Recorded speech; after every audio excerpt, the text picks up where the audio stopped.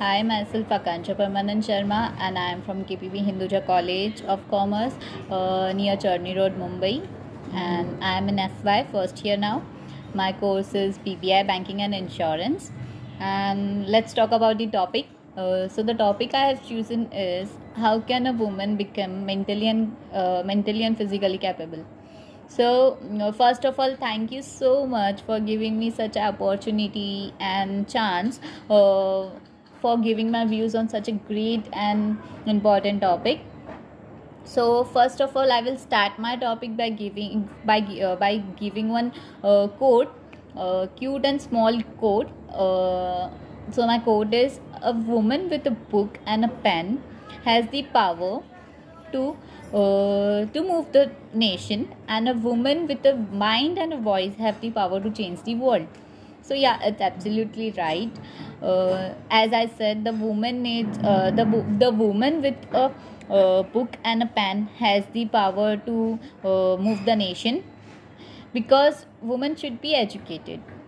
Not women should be educated, I mean to say women also should be educated, because still there are some places where the people think that no need, women should be educated, only the men should be educated.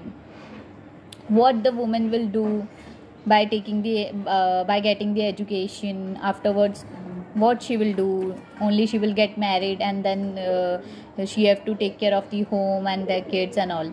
So this thinking is really very worthless, because it's absolutely wrong. Both should be given equality. There should not be gender discrimination. So and one more thing I would like to share with you all, as my father always say one thing to me is the woman like you is the woman like you is drawn the ocean. So it simply means that the woman who drowns an ocean is the woman who don't need any permission with anyone, who don't need anyone's permission for doing anything. So this is very true thing. You don't need any permission for doing something for yourself. If you know what you have to do, what is your goal, so don't wait for permission. Just go for it. And there are many obstacles, but face all that obstacles in a stronger way. Don't sit quiet, first of all. As I said in my quote, that a woman with a mind and a voice have the power to change the world. And yeah, it's true. If you are fighting for yourself, if you are not keeping quiet, you raise your voice, it will help you, really. So don't keep quiet. Become a voice for yourself, for other women too. It will help for you and for other women too. It will inspire other women. If you will start start raising your voice for yourself, even the other women will dare to do the same. And the things which the woman should avoid for being capable as mentally and physically, the first thing is overthinking. So the woman should stop that thing. They should not overthink by getting by on all of the things. And the second one is comparing yourself with others.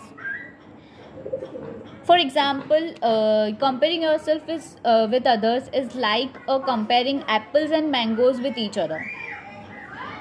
And is it valuable? No, it actually don't means, because mango is different, apple is different. Comparing both of them is not a sense.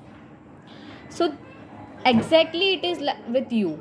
Comparing yourself with others is not good. So stop it. And the third thing is your mindset. Change your mindset, because our mindset is we are women, we can't do this, we should not go, we should not do this, we should not do that, because we are women. So this mindset is totally wrong. Change this mindset.